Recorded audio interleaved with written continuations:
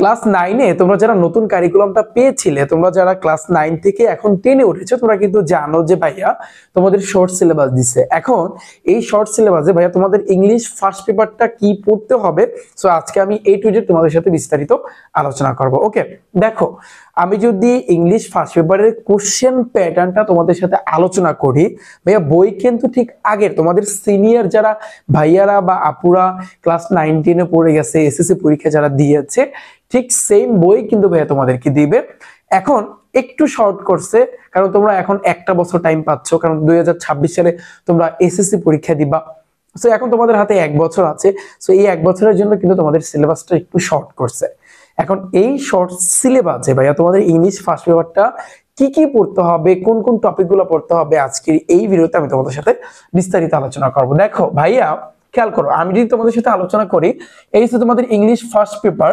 So English first পেপারে যে প্রশ্ন আসবে তোমাদের পরীক্ষাতে, এসএসসি পরীক্ষা যখন তোমরা দিবা, তখন দেখবা এই মানে হচ্ছে প্রশ্নের দুইটা অংশ থাকবে। একটা হচ্ছে কিন্তু ভাইয়া তোমার রিডিং সাইড, আর একটা থাকবে হচ্ছে কিন্তু রাইটিং সাইড।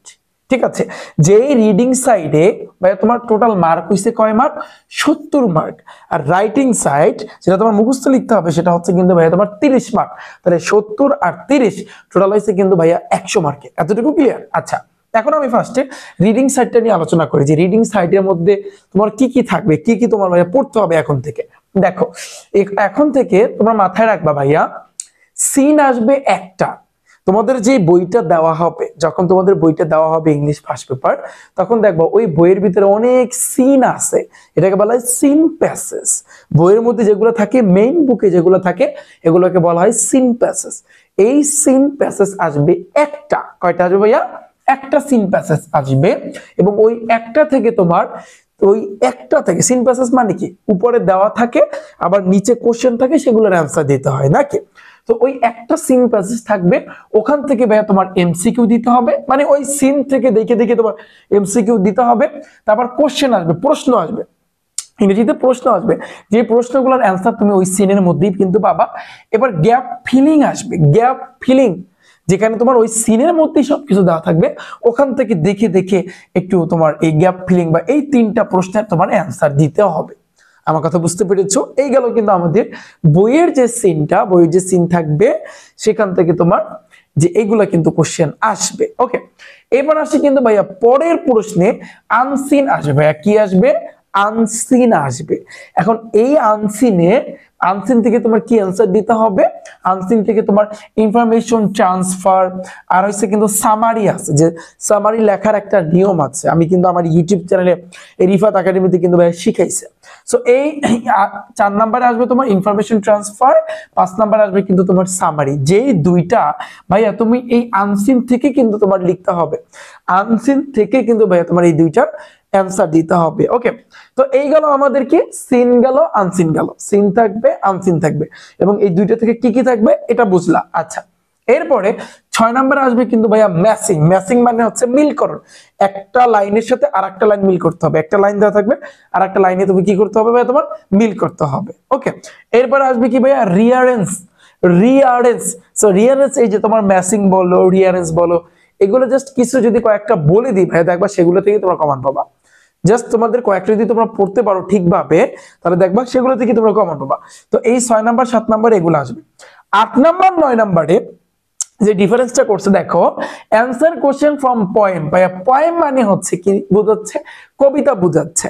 তার মানে আমরা বুঝতে পারলাম অ্যান্সার উত্তর দিতে বলছে, প্রশ্নের উত্তর দিতে বলছে, ফ্রম হতে পোয়েম, একটা কবিতা থাকবে, কবিতা থেকে কিন্তু ভাইয়া তোমার প্রশ্নের উত্তর দিতে হবে। ওকে, সো এইখানে মার্ক হইছে কিন্তু 10 মার্ক। এই 8 নাম্বার আবার 9 নাম্বারে হইছে কিন্তু তোমার অ্যানসার কোশ্চেন, প্রশ্নের উত্তর দিতে হবে কি থেকে জানো? স্টোরি থেকে। স্টোরি মানে কি ভাইয়া? গল্প। তার মানে আমরা বুঝতে পারলাম যে উপরে থাকবে 8 নং এ থাকবে তোমার পোয়েম, কবিতা থাকবে, যেখান থেকে প্রশ্ন থাকবে, প্রশ্নের আনসার দিতে হবে। আর 9 নাম্বারে তোমার স্টোরি থাকবে, যে স্টোরি থেকে কিন্তু ভাই তোমার প্রশ্নের আনসার দিতে হবে। যে দুইটা কিন্তু 20 মার্ক। ওকে গেল। তো এই হয়েছে কিন্তু ভাইয়া তোমার রিডিং সাইড, যে রিডিং সাইডে টোটাল ভাইয়া 70 মার্ক পারা যাবে, একেবারে ইজি, একেবারে সিম্পল। কারণ তোমার সিন থেকে এই 3টা প্রশ্নের আনসার দিবা, আনসিন থেকে 2টা, এই ম্যাসিং আর রিয়ারেন্স, আর বাকি যে 2টা কবিতা থাকবে সেখান থেকে প্রশ্নের আনসার দিতে হবে, স্টোরি থাকবে, গল্প থাকবে, সেখান থেকে ভাইয়া তোমার প্রশ্নের আনসার দিতে হবে। ডান। তারপর আসি ভাইয়া রাইটিং সাইডের ক্ষেত্রে আমি যদি বলি যে রাইটিং সাইডে তোমার মার্ক হচ্ছে 30 মার্ক, এবং এই 30 মার্কে কিন্তু দেখবা এখানে কিন্তু কোনো প্যারাগ্রাফ নাই, দেখো কমপ্লিটিং স্টোরি আছে। কি আছে ভাইয়া? স্টোরি। স্টোরি, যে স্টোরিতে মার্ক হচ্ছে 15 মার্ক, আর রাইটিং ডায়লগ, ডায়লগে কিন্তু ভাইয়া তোমার মার্ক হচ্ছে 15 মার্ক, 15 15 30 মার্ক। ওকে, তো এই 30 মার্ক থাকবে তোমার রাইটিং সাইডে। কোশ্চেন প্যাটার্নটা ভাইয়া বুঝতে পেরেছো? এইবারে বোঝা গেছে যে আসলে না, যে 2026 সালে তোমরা যারা এসএসসি পরীক্ষা দিবা, মানে যারা তোমরা নতুন কারিকুলামটা পেয়েছিলা, এখন 10-এ উঠছো, এখন ওই আগের কারিকুলামই কিন্তু তোমাদেরকে দেওয়া হয়েছে, বাট সিলেবাসটা কিন্তু শর্ট করা হয়েছে। তোমাদের প্রশ্নের প্যাটার্নটা কিন্তু ইংলিশ ফার্স্ট পেপারে কিন্তু এইভাবে থাকবে। সো আমি আশা করি তোমরা সবাই বুঝতে পেরেছো।